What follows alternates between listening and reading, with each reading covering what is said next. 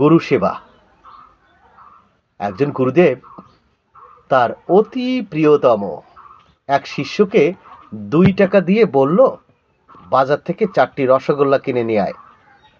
দেখো যেন বাসি পচা না হয়, একটু দেখে শুনে নিয়ে এসো। শিষ্যটি বাজারে গিয়ে এক দোকানদারকে 2 টাকা দিয়ে বলল, আমাকে 4টি রসগোল্লা দিন। শিষ্যটি রসগোল্লাগুলি নিয়ে আশ্রমের দিকে রওনা দিল। পথে আস্তে আস্তে চিন্তা করলো, গুরুদেব তাকে বলে দিয়েছে রসগোল্লা যেন বাসি না হয়। হ্যাঁ, কিন্তু রসগোল্লা কেমন তা তো খেয়ে দেখা হলো না। এইরূপ ভেবে শিষ্যটি একটা রসগোল্লা মুখের মধ্যে ঢুকিয়ে দিল। খেয়ে দেখলো রসগোল্লা তো বেশ ভালো রসগোল্লা। আবার পথ চলতে শুরু করলো। কিছু দূর আসার পর চিন্তা করলো, 3টি শত্রুকে দেয়, 3টি রসগোল্লা দেব, 3টি জিনিস তো মানুষ শত্রুকে দেয়। এই ভেবে সে 3টের থেকে আর একটি রসগোল্লা খেয়ে নিল, যে 3টে রসগোল্লা বা 3টে জিনিস কাউকে দেওয়া যায় না।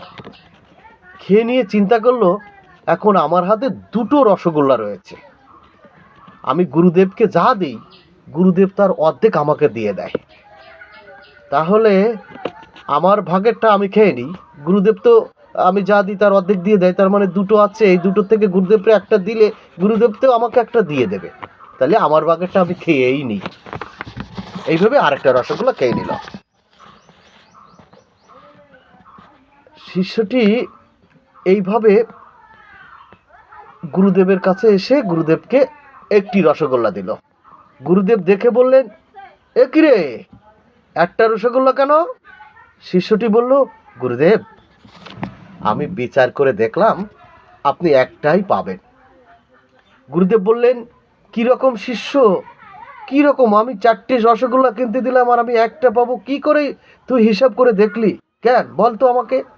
আপনি বলেছিলেন পরীক্ষা করে দেখতে ভালো কি মন্দ, পরীক্ষা করতে গিয়ে আমি একটা রসগোল্লা খেয়ে ফেলেছি, আর 3টি জিনিস কোনো প্রিয়জনের হাতে দিতে নেই, তাই আমি আরেকটা বাধ্য হয়ে খেয়ে নিয়েছি। আর তাই আমি খেয়ে নিলাম। তারপর চিন্তা করলাম, যা কিছু আমি গুরুদেবের হাতে দিই অর্ধেক তো গুরুদেব আমাকে দিয়ে দেয়, তাই আমি আরেকটা খেয়ে নিলাম। ও, তুই খেয়ে নিলি কি করে? হ্যাঁ, কি করে খালি বলতো, আমাকে না দিয়ে তুই কি করে খেলি? বলেই বলল কি, দেখেন গুরুদেব আমি কি করে খেয়েছি, বলেই নিজের মুখে রসগোল্লাটা ঢুকিয়ে দিল। গুরুদেব শিষ্যর সেবা দেখে অবাক দৃষ্টিতে তাকিয়ে রইল। বললেন, গুরুদেব কি করে খেলাম সেটা আপনাকে দেখালাম, এই গালে দিয়ে এইভাবে খেয়ে নিলাম, আর একটাও রসগোল্লা থাকলো না।